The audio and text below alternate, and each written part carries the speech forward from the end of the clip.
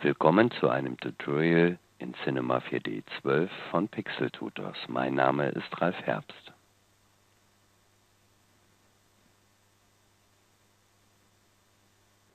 Kommen wir in diesem Tutorial nun dazu, noch die restlichen Grundobjekte zu machen, vor allem die Neuerungen in Cinema 12. Wenn wir wieder die Grundobjekte sehen, sehen wir, dass hier diesmal das Nullobjekt mit eingeordnet wird. Das kennen wir ja schon, wenn wir etwas gruppieren, wird dieses Nullobjekt dann erzeugt, sobald mehrere Objekte gruppiert werden. Dieses Nullobjekt, wofür kann man das denn sonst noch nutzen? Sie sehen, es ist ein leerer Körper, der sich natürlich auch darstellen lässt in verschiedenen Formen, aber eigentlich braucht man dieses nicht. Ich sage mal wieder Punkt. Ich gehe jetzt hin und nehme mal eine Möglichkeit, dass ich eine Tür mache. Das soll jetzt mal eine Tür verdeutlichen. So, eine Wohnungstür, vielleicht noch ein bisschen länger. Okay, so dick wird sie auch nicht sein. Kann ich auch hier drüber steuern, dass ich jetzt die Dicke mal ein bisschen einstelle. Möchte ich jetzt diese Tür drehen, also ein Grundobjekt drehen, habe ich ja ein Problem. Es würde hier um diese Achse drehen, ich möchte aber an dem Scharnierpunkt drehen. Also setze ich das mal wieder auf 0 Grad zurück, das was ich verdreht habe, und schiebe jetzt mal dieses Nullobjekt in der Draufsicht, indem ich das Verschiebewerkzeug sichte, die Taste F2 drücke für die Draufsicht an diesen Punkt. An den äußeren Punkt, worum sich das Ganze drehen soll. Gehen wir ein bisschen näher ran. So. Das heißt, stecke ich jetzt meinen Würfel oder die eine Tür versinnbildlichen soll, habe ich jetzt also die Möglichkeit, um diesen Punkt auch wirklich meine Tür zu drehen. Dafür ist dieser Einsatz eines Nullobjektes gut. Oder denken Sie einfach an Kugellager oder andere Objekte, die aus der Mitte versetzt sein sollen. Setzen wir das mal. Jetzt habe ich hier aus Versehen den Punkt erwischt. Das wollte ich nicht. Setzen wir die Tür mal ein wenig aus dem Zentrum, packen uns das Nullobjekt an. Das bleibt natürlich dort stehen, wo wir es hingesetzt haben. Und jetzt kann ich um diesen Punkt mein Objekt drehen oder mehrere Objekte drehen, die ich alle in diese Gruppe eingefügt habe. Dieses Nullobjekt befand sich auch schon an anderer Position in älteren Cinema 4D-Versionen. Ich lösche das einmal.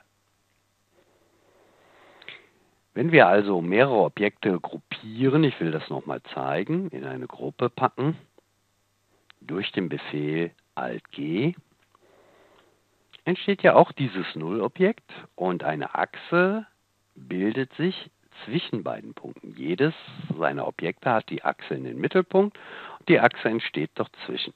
Wenn wir jetzt drehen, haben wir also hier den Drehpunkt. Er ermittelt selber, oder Cinema ermittelt selber, wo die Distanz zwischen zwei Objekten ist und setzt den Mittelpunkt dorthin. Nehme ich diese Objekte jetzt noch einmal raus und verschiebe meinen Nullpunkt, was ja kein Problem ist, und setze sie wieder rein. Dann kann ich jetzt natürlich um diese Achse drehen. Das macht natürlich bei Gruppierungen ganz viel Sinn. Kommen wir mal zu den neuen Objekten. Da sind hier zwei in der Gruppe. Einmal diese Selektion. Wofür ist dieses? Ein Selektionswerkzeug. Sie sehen hier, dass ich hier eine Selektion von Gruppen hinzufügen kann in eine Liste. Ich nehme mal ein paar Objekte. Eine Kugel, die schiebe ich mal dahin. Einen Würfel, den schiebe ich dorthin. Upsala. F1 wieder zurück. Dann nehmen wir noch einen Kegel, den schiebe ich mal hier hin. Und als letztes nehmen wir, was nehmen wir denn noch? Eine Pyramide, die schiebe ich mal dorthin.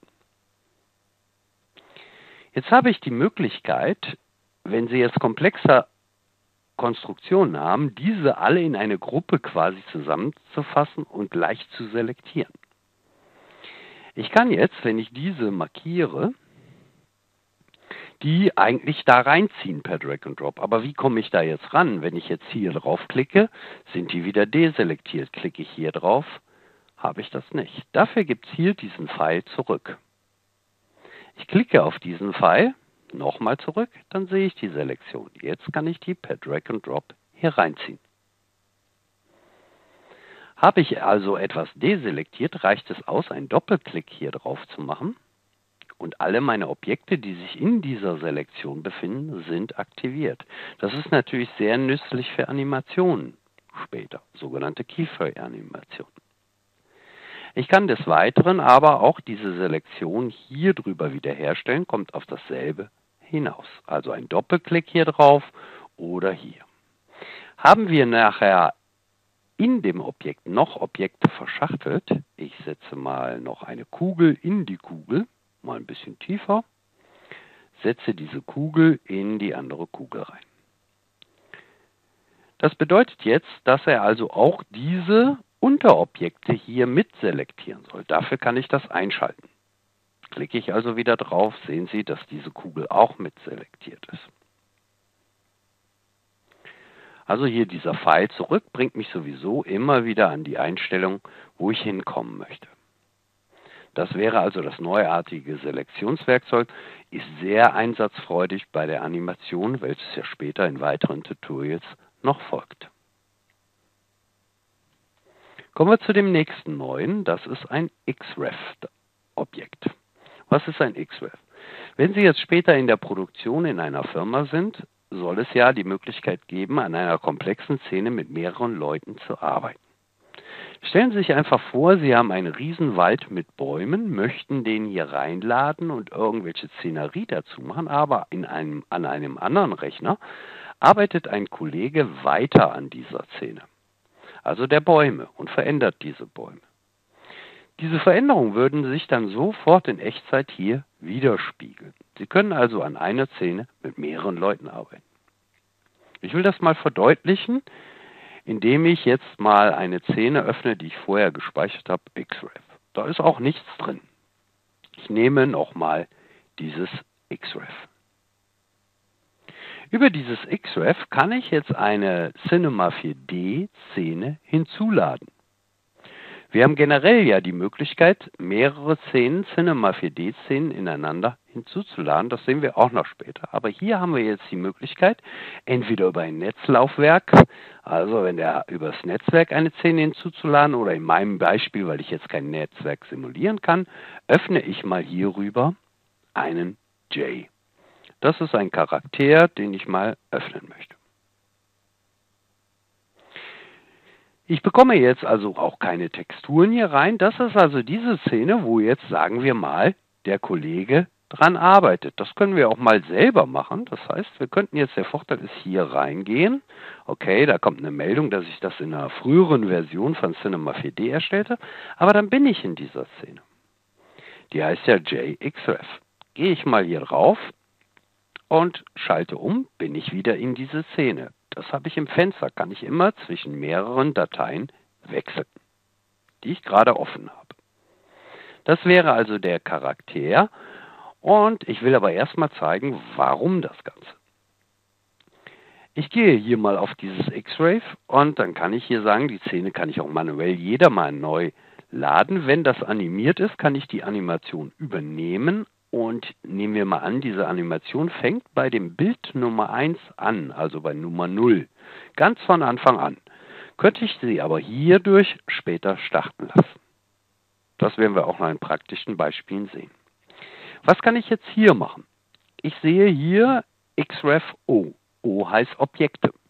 Wenn ich das aufklappe, sehe ich meinen ganzen Körper, was darin ist. Ich habe jetzt hier dieselben Einstellungen, wie wir das über diese Punkte kennen. Ich kann also hierüber, wenn ich einen Doppelklick mache, diesen Mesh, also den Körper des Js, dieses Charakters ausblenden. Da sehen wir, da gibt es noch ein paar Augen. Ich kann das also jeweils hier einstellen für den Renderer und aktivieren. Also dasselbe Spiel, aktivieren, ausschalten. Oder eben für den Renderer. Dann kann ich hierüber jetzt die Materialien sehen, obwohl sie hier in meiner Materialliste gar nicht drin sind, sondern in der Szenerie sind. Wenn ich jetzt sage, ich möchte diese Textur von irgendwas hier abnehmen, kann ich sie trotzdem in meiner Szene benutzen. Ich nehme mal eine Kugel und setze diese Kugel mal hier vorne hin. Jetzt lege ich diese Textur der Nägel, hier dieses Grün, einfach mal auf meine Kugel. Jetzt sehen Sie, Er hat die gleiche Textur, aber den Bezugpunkt, wo ist die Textur, finden wir hier. Da ist ein Verweis, dass das in dieser Szenerie ist und dort findet sich die Textur. Das heißt, wir müssen die Textur nicht nochmal neu erstellen, um jetzt sie zu benutzen. Sehr vorteilhaft. Des Weiteren kann ich bei dem X-Wave hier das Objekt, wo haben wir die Koordinaten, natürlich auch verschieben aus dem Punkt. In der Originalszene steht sie hier in der Mitte. Ich will mal diese Nageltextur einfach mal knallrot machen. Sieht ja jetzt richtig extrem aus. Das ist die Originaldatei. Jetzt gehe ich mal in die X-Ray-Version. Sie sehen, hätte der Kollege jetzt an einem anderen Rechner diese Textur zwischendurch geändert, würde die Übergabe an meinen Rechner sofort funktionieren. Super praktisch. Aber auch für Sie, wenn Sie jetzt zum Beispiel einen Charakter haben und möchten diesen in eine komplexe Szene einbauen oder irgendein 3D-Objekt und haben das aber in einer anderen Szenerie, sagen wir mal, ein Haus erstellt und jetzt soll das hier rein oder ein Auto zu dieser Stadt hinzugeladen, dann könnten Sie das Auto nochmal modifizieren und die Veränderung würde sich direkt in dieser komplexen Szene widerspiegeln. Das zu dem neuen X-Ray, was sich sicherlich sehr gut eignet, um damit weiterzuarbeiten.